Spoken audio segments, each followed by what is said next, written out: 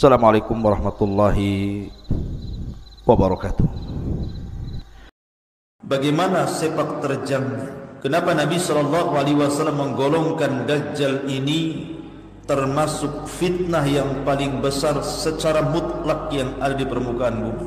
Bagaimana Dajjal bisa berkuasa selama 40 hari? Siapa para pengikutnya? Dan bagaimana Dajjal bisa dikalahkan dan dibunuh? Nabi SAW bersabda, "Thalathun idza kharajna la yanfa'u nafsan imanuha lam takun amanat min qablu aw kasabat fi imaniha khairan." Kata Nabi SAW, ada 3 perkara. Kalau sampai keluar 3 perkara ini, maka tidak akan bermanfaat setiap jiwa iman yang dibawanya. Bayangkan di sini Nabi SAW mengatakan la yanfa'u nafsan imanuha. Tidak akan bermanfaat iman yang dibawanya. Artinya tobat sudah ditutup. Percuma orang kemudian bertobat kepada Allah Subhanahu wa taala karena tidak manfaat imannya. Kemudian Nabi SAW menyebutkan 3 perkara itu. Pertama, tulu'us syamsi min maghribiha. Kalau seandainya matahari terbit dari arah barat. Wad Dajjal, dan juga keluarnya Dajjal. Wadabatul ardi, dan juga keluarnya binatang melata yang keluar dari perut bumi dan bisa bicara. Ini 3 perkara kalau sampai terkumpul, maka iman seseorang tidak bermanfaat lagi. Baik dia beriman sebelumnya ataupun belum beriman sebelumnya, dan dia ingin tobat, tidak manfaat sama sekali. Dan Nabi SAW menyebutkan tentang Dajjal di sini, menunjukkan bahwa ketika Nabi SAW mengatakan apabila 3 perkara ini keluar tidak manfaat iman seseorang, salah satunya Dajjal, berarti munculnya Dajjal ini membahayakan iman, sangat membahayakan iman. Dan Dajjal keluar, kata Nabi SAW, la yakhrujud Dajjalu hatta yadhala nasu an dzikrihi. Dan Dajjal tidak akan keluar sampai manusia melupakan untuk menyebut-nyebut Dajjal. Wa hatta tatrukal a'immatu dzikrahu 'alal manabir. Bahkan para duat, para ustaz, para syekh, para imam, mereka sudah tidak mau bicara lagi soal Dajjal di mimbar-mimbar mereka. Jadi ketika kita cerita Dajjal pada malam hari ini, hakikatnya memperlambat munculnya Dajjal. Sebab saya masih bicara Dajjal. Tapi kalau Dajjal sudah tidak diceritakan, Dajjal sudah dilupakan, yang dibicarakan perkara-perkara lain, Dajjal muncul ketika tidak disebut-sebut namanya. Maka pembahasan di malam hari ini hakikatnya ketika kita membahas Dajjal itu untuk memperlambat munculnya Dajjal. Jangan pula sombong kapan Dajjal muncul, biar saya hadapi si Dajjal itu. Emang siapa anda? Ma'asyiral muslimin yang dimuliakan Allah Azza wa Jalla, Dajjal ini berbeda dengan orang-orang yang mengaku Tuhan sebelumnya. Namrud ngaku Tuhan, Fir'aun mengaku Tuhan, sampai-sampai Fir'aun mengatakan, ana rabbukumul a'la, saya Rabb kalian yang paling tinggi. Ailahun ghairi, apakah ada Tuhan selainku, kata Fir'aun. Kemudian juga Dzulwas ngaku Tuhan. Banyak orang-orang yang ngaku Tuhan, para raja di zaman dulu itu ngaku Tuhan. Tetapi berbeda dengan Dajjal. Mereka mengaku Tuhan tetapi tidak diberikan keanehan. Allah Subhanahu wa taala tidak berikan kepada mereka atau tidak takdirkan diberikan sebagian daripada rububiyahnya. Dan mereka menganggap Fir'aun Tuhan itu hanya karena takut saja. Menganggap Namrud itu Tuhan karena takut dibunuh. Begitu juga Dzulwas. Ketika orang-orang Himyar Yaman dipaksa menyembah dirinya hanya takut karena mereka akan dibakar. Tetapi Dajjal berbeda. Manusia mempertuhankan Dajjal itu bukan takut Dajjal, tetapi memang menganggap Dajjal itu Tuhan masalahnya. Kalau orang menganggap Fir'aun Tuhan karena takut sama Fir'aun, kan? Tapi orang mengatakan Dajjal Tuhan itu karena meyakini memang Dajjal itu Tuhan. Ya, karena Dajjal diberikan khawariqul ada, keanehan-keanehan yang tidak biasa dimiliki manusia. Dia bisa merintahkan langit untuk hujan, hujan. Dia bisa merintahkan bumi untuk tumbuh, tumbuh. Dia bisa merintahkan binatang yang sudah mati hidup, hidup. Macam orang tidak menganggap dia Tuhan? Kalau Namrud kan beda. Saya bisa menghidupkan dan mematikan, keluarkan dua orang dari penjara, yang satu dibunuh, yang satu dibiarkan hidup. Saya menghidupkan dan mematikan, katanya. Itu si Namrud tuh. Semua orang juga bisa kayak gitu. Makanya Ibrahim alaihi salatu wassalam menyumpel mulut si Namrud dengan mengatakan, kenapa Ibrahim kemudian tidak menyanggah ketika itu? Bukankah Ibrahim bisa membantah? Ketika Namrud mempermisalkan bahwa Tuhan itu penghidup dan pemati, kemudian dia mencontohkan menghidupkan seseorang dan membunuh yang lainnya. Bisa saja Ibrahim membantah, kan? Dan mengatakan bukan begitu maksudnya. Yang sudah kau matikan kau hidupkan, gitu maksudnya. Bisa saja Ibrahim membantah seperti itu. Takutnya yang dijadikan contoh Ibrahim sendiri. Sini Ibrahim saya bunuh, kamu nanti saya hidupkan. Takutnya seperti itu. Makanya Ibrahim tidak melanjutkan perdebatan. Ibrahim hanya mengalihkan dengan perdebatan yang lain. Fa innallaha ya'ti bisyamsi minal masyriq fa'ti biha minal maghrib. Tuhanku setiap hari terbitkan matahari dari timur. Sekarang kau balik, terbitkan dari barat. Fa buhital ladzi kafar. Namrud diam. Siapa yang bisa membawa matahari ke arah barat kecuali Allah Azza wa Jalla? Artinya bahwa ketuhanan mereka lemah. Beda dengan Dajjal. Dajjal ini memang diberikan khawariqul ada, diberikan keanehan-keanehan sehingga wajar dia mengaku Tuhan. Dan orang yang menuhankan Dajjal bukan karena takut Dajjal, karena memang mereka yakin Dajjal itu Tuhan.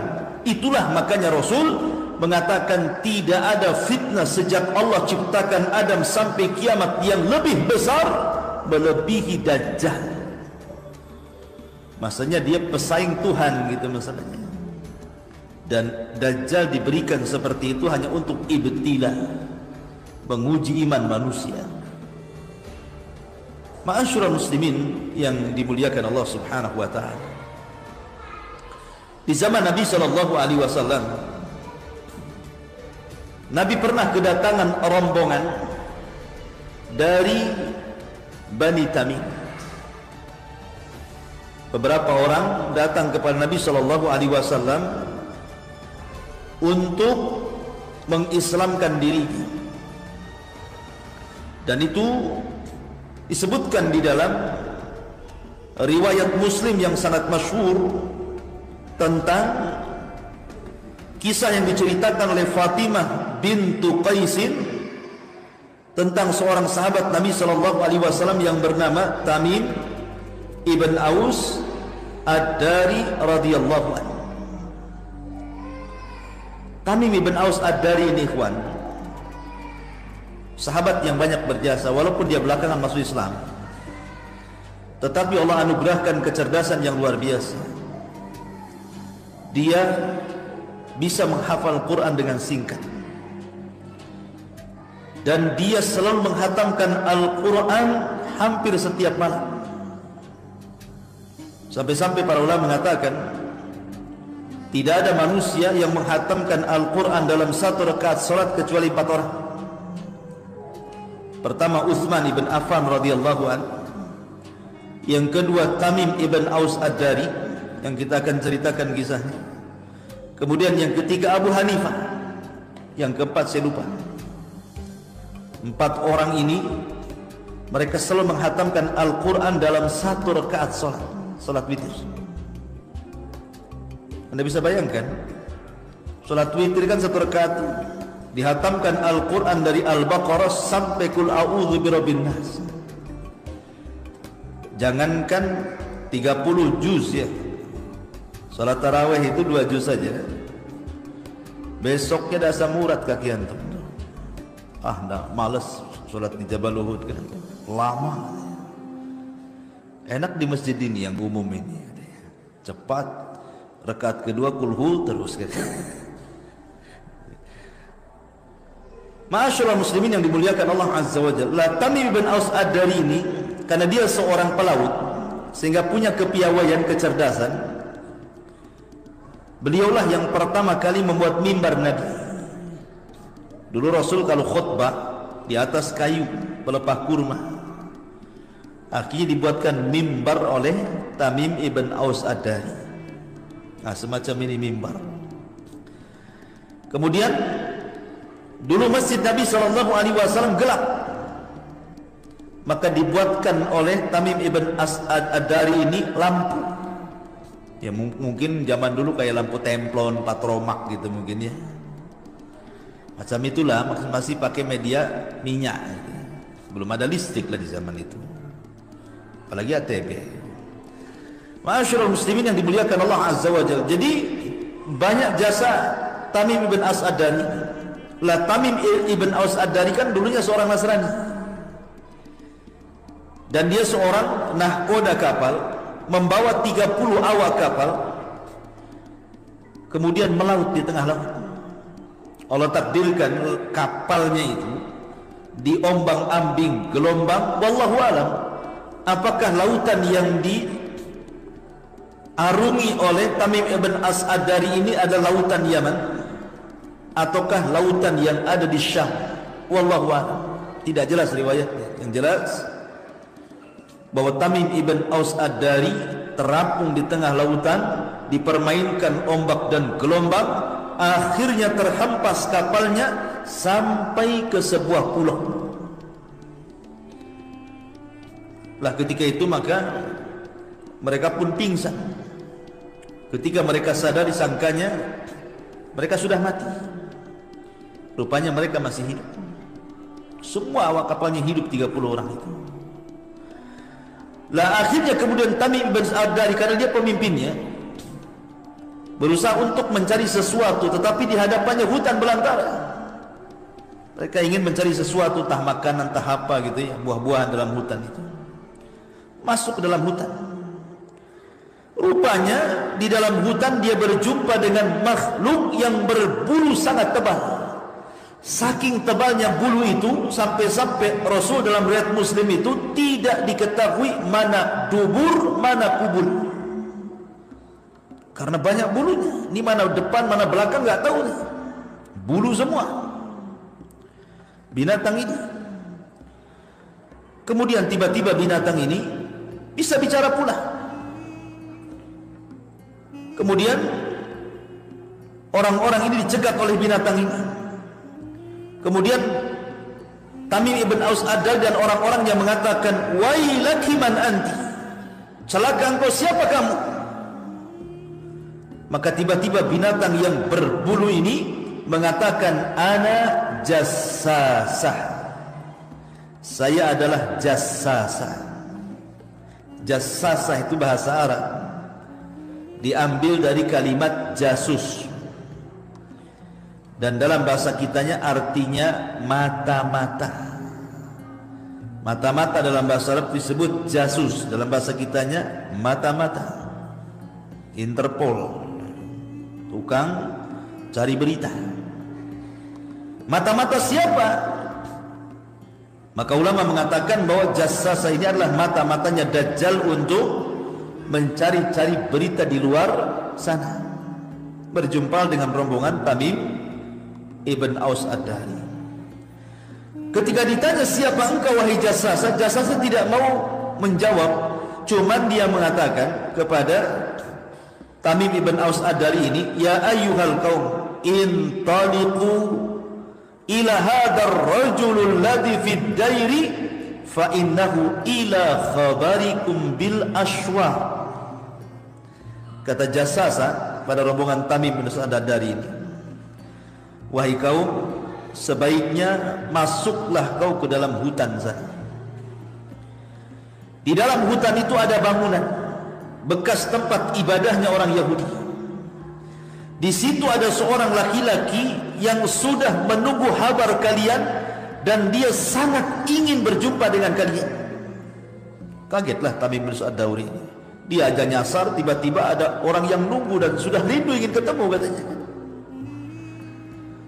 Akhirnya kemudian dengan takutnya 30 awal ini mengikuti saran jassasa masuk ke dalam hutan.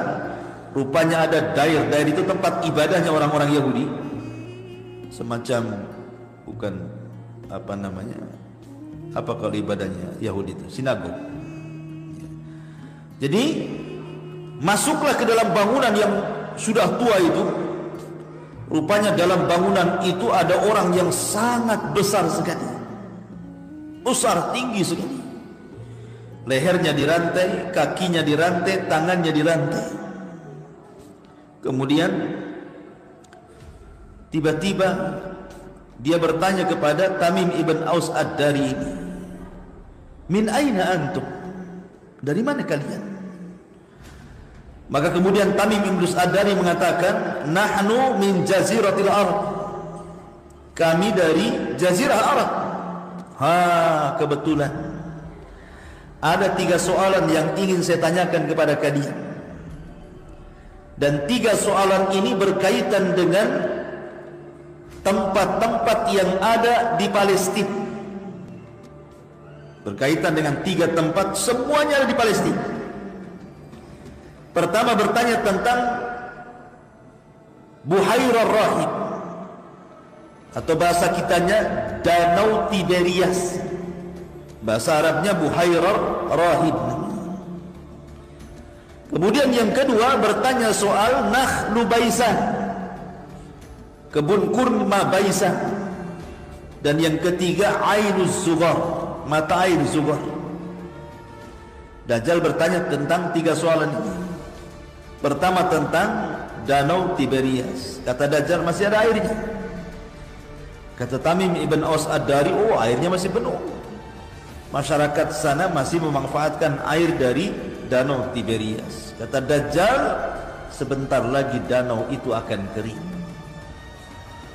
Kemudian Dajjal bertanya soal Nakhlu Baisah, kebun kurma Baisah, apakah masih berbuah? Maka Tamim ibn Aus Ad-Dari mengatakan, luar biasa buahnya, tidak pernah habis, panen terus. Kata Dajjal, sebentar lagi akan mati dengan batang-batangnya. Kemudian bertanya tentang Ainuz Zughar, mata air Zughar. Tapi Dajjal tidak menyebutkan akan kering seperti Danau Tiberias. Kenapa? Karena nanti pasukan Dajjal itu mereka akan bermarkas di Ainuz Zughar di akhir zaman. Makanya tidak dikatakan mengering. Dan sekarang Danau Tiberias sudah jauh mengering. Kemudian juga kurma Baisan sudah hancur karena sasaran tembaknya Israel ketika menyerang Palestina. Udah nggak ada lagi, 1-2 aja mungkin yang tumbuh kurmanya itu. Artinya bahwa apa yang disabdakan Nabi SAW lewat periwayatan Tamim ibn Aus Ad-Dari dari perkataan Dajjal ini menjadi sebuah kenyataan. Dan yang terakhir Dajjal bertanya soal Nabi yang diutus. apakah sudah tampak atau tidak. Maka Tamim ibn Aus Ad-Dari mengatakan, dia saya mendengarnya, karena waktu itu Tamim belum masuk Islam, masih Nasrani, tapi dia mendengar ada nabi yang muncul di Mekah. Makanya ketika Dajjal mengatakan, apakah kalian mendengar soal nabi yang muncul di Jazirah Arab? Kata Tamim, iya. Hal qatalahu qaumuhu, apakah kaumnya yang memeranginya? Kata Tamim ibn Aus Ad-Dari, iya, kaumnya memerangi dia dan mengusirnya. Maka Dajjal mengatakan, fattabi'u innahu alal haq. Kalau kalian berjumpa dengan nabi itu, ikuti dia, karena dia di atas kebenaran. Dia Dajjal saja suruh ngikut nabi. Dajjal. Kata Dajjal, kalau berjumpa dengan orang yang ngaku nabi itu dari orang Arab dan diperangi kaumnya, ikut dia, karena dia di atas kebenaran. Ini Dajjal yang ngomong. Sekarang bukan Dajjal jangan ikut nabi katanya. Berarti lebih Dajjal dibandingkan Dajjal lah kan. Dajjal suruh ikut nabi tuh ya. Ini bukan Dajjal jangan ikut nabi katanya. Ma'asyiral muslimin yang dimuliakan Allah Azza wa Jalla. Akhirnya kemudian Tamim bin Aus Ad-Dari ini karena ketakutan, keluar dia lari dari hutan, kemudian mendorong kapalnya kembali, kemudian berlayar kembali sampai akhirnya pulang ke Bani Tamim, ke kampungnya. Maka ketika banyak kemudian pada tahun 9 Hijriah, setelah tragedi Fathu Mekah, banyak kabilah-kabilah itu datang kepada Rasul untuk mengislamkan diri. Salah satunya adalah kabilahnya Tamim ibn Aus Ad-Dari datang kepada Rasulullah, kemudian mengislamkan, ingin masuk Islam. Lah ketika Tamim ibn Aus Ad-Dari ini masuk Islam, maka dia menceritakan kisah perjalanannya. Maka Nabi SAW membenarkan kisah Tamim ibn Aus Ad-Dari karena selaras dengan wahyu yang Allah wahyukan kepadanya. Makanya satu-satunya hadis di mana Nabi mengambil riwayat sahabat, kemudian diriwayatkan oleh Rasul dan diceritakan kepada sahabat yang lain adalah hadisnya Tamim ibn Aus Ad-Dari. Biasanya Rasul bercerita, diambil oleh sahabat ceritanya. Ini enggak sahabat yang bercerita, diambil ceritanya oleh Nabi, diriwayatkan kepada sahabat yang lain. Satu-satunya hadis yang diambil cerita dari sahabat adalah hadis Tamim ibn Aus Ad-Dari. Dan hadis ini sahih karena tercantum dalam Sahih Muslim. Apa yang ingin saya petik dari kisah Tamim ibn Aus Ad-Dari ketika berjumpa dengan Dajjal ini? Bahwa Dajjal itu sudah hidup, sebagaimana Isa juga masih hidup. Dua-duanya disebut Al-Masih.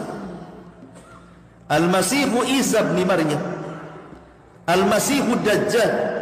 Allahumma inni a'udzubika min adzabi jahannam wa min adzabil qabri wa min fitnatil mahya wal mamat wa min fitnatil masihi Dajjal. Dua-duanya disebut Masih. Isa disebut Al-Masih, Dajjal disebut Al-Masih. Dua-duanya hidup. Isa masih hidup hari ini, dan Isa tidak disalib, Isa tidak dibunuh. Isa itu diangkat ke langit. Wa ma qataluhu wa ma sallabuhu walakin syubbiha lahu bal rafa'ahu Allahu ila sama, kata Allah. Isa tidak dibunuh sebagaimana prasangka Yahudi. Isa tidak disalib sebagaimana prasangka Nasrani, tapi Isa itu dinaikkan ke langit. Maka Isa masih hidup, sebagaimana Dajjal pun hidup dan pernah ditemui oleh Tamim ibn Aus Ad-Dari. Di mana tempatnya Allahu a'lam. Ada yang kemudian meramal bahwa tempatnya itu di Yaman sana, di sebuah pulau namanya Socotra. Tetapi tidak ada riwayat yang mengatakan Socotra itu Pulau Dajjal. Siapa yang mengatakan Socotra Pulau Dajjal? Dari mana dia tahu itu Pulau Dajjal? Kalau memang tahu Pulau Dajjal sama Barat sudah dicari Dajjal, itulah diajak kerjasama. Tapi muncul pula orang-orang yang suka memprediksi akhir zaman, berani-berani yang menentukan sak pulau-pulaunya dia tahu, ibunya dia tahu, pesawat UFO-nya dia tahu, ada di Jogja katanya. La haula wala quwata illa billah. Masyarul muslimin yang dimuliakan Allah Azza wa Jalla. Jadi Dajjal itu hidup hari ini, sebagaimana Isa juga hidup hari ini. Dan Dajjal akan keluar di akhir zaman, sebagaimana Isa juga akan keluar di akhir zaman. Dan dua orang ini akan berhadap-hadapan, dan Isa akan membunuh Dajjal, karena Dajjal tidak bisa dibunuh kecuali seorang nabi yang membunuhnya. Di zaman Rasul, ketika Nabi SAW selalu menceritakan Dajjal. Jadi antum jangan bosan kalau dengar Dajjal, si Dajjal aja Ustaz ini cerita, ini nggak ada lagi tema katanya. Nabi loh selalu menceritakan Dajjal sampai sahabat tuh ketakutan. Bukan bosan, ketakutan. Kalau kita bosan, Dajjal lagi, Dajjal lagi. Kalau sahabat ini ketakutan, karena Rasul itu selalu bicara Dajjal di mimbar-mimbar Jumat, di mimbar-mimbar perang. Saat berduduk-duduk santai di masjid cerita Dajjal, sampai sahabat ini ketakutan jadinya. Hatta dhananna annahu fi nakhlil Madinah. Sampai sebagian sahabat menyangka bahwa jangan-jangan Dajjal itu sudah ada di kebun kurma kota Madinah. Ketika itu diisukan, karena Nabi SAW menceritakan tentang sifat-sifat Dajjal. Dia itu matanya buta sebelah. Kemudian yang sebelahnya lagi yang normalnya itu seperti anggur yang muncul. Kemudian di kepalanya tertulis kafaro. Kemudian kakinya bengkok. Kemudian pendek, keriting, dan begitu seterusnya. Intinya Rasul menceritakan sifat-sifatnya. Dan tidak ada nabi yang menceritakan Dajjal sedetail Rasul. Dulu para nabi memperingatkan umatnya akan kemunculan Dajjal. Tidak ada satupun nabi kecuali memperingatkan umatnya tentang Dajjal. Nuh memperingatkan umatnya tentang kemunculan Dajjal. Ibrahim memperingatkan umatnya tentang kemunculan Dajjal. Nabi Saleh memperingatkan umatnya tentang kemunculan Dajjal. Nabi Syuaib, Nabi Musa, Nabi Isa, seluruh para nabi termasuk Nabi SAW. Ma min nabiyyin illa hadzara ummatahu an fitnatid Dajjal, kata Rasul. Tidak ada satupun nabi kecuali memperingatkan umatnya akan munculnya Dajjal. Tapi tidak ada nabi yang sedetail Rasul ketika menceritakan tentang fitnah Dajjal. Detail sekali Rasul itu, sampai ciri-ciri fisiknya, berapa hari dia tinggal, bagaimana dia cara berlari selama 40 hari, dijelaskan semuanya oleh Nabi SAW. Sehingga setiap hari Rasul bercerita Dajjal, akhirnya sahabat ketakutan. Sampai-sampai mereka mengira Dajjal itu jangan-jangan ada di kebun kurma Madinah. Sampai-sampai kabar sampai kepada Rasul tentang anak Yahudi. Di Madinah itu, di perbatasan kota Madinah, seorang Yahudi punya anak. Anaknya ini ciri fisiknya 90% mirip dengan Dajjal. Kemudian anak ini terkenal bersuka berkomat kamit dan suka meramal. Maka tersebarlah isu bahwa anak kecil, anak Yahudi ini adalah Dajjal yang akan keluar di akhir zaman. Akhirnya Nabi SAW mengajak para sahabat, Umar, Abu Bakar, Ibnu Umar, Abu Sa'id Al-Khudri, banyak para sahabat diajak Rasul untuk mengintai keberadaan anak kecil Yahudi yang bernama Saf, atau gelarnya Ibnu Sayyad. Saf atau gelarnya Ibnu Sayyad, anak kecil, anak orang Yahudi, tinggal di perbatasan kota Madinah, tinggal di kebun kurma. Jadi Nabi SAW setiap hari mengintip tuh, diintipnya anak kecil itu. Ketika sebagian sahabat melihat anak kecil persis sifatnya seperti yang disabdakan Rasul, sampai Umar berani bersumpah. Umar berani bersumpah, wallahi, kata Umar, dia Dajjal. Disusul dengan anaknya Ibnu Umar, wallahi dia Dajjal. Disusul dengan Abu Sa'id Al-Khudri, wallahi dia Dajjal. Disusul dengan Hafsah, wallahi dia Dajjal. Akhirnya banyak sahabat yang bersumpah dia Dajjal, karena mirip sifat-sifatnya masalahnya. Tapi Rasul tidak mau tergesa-gesa.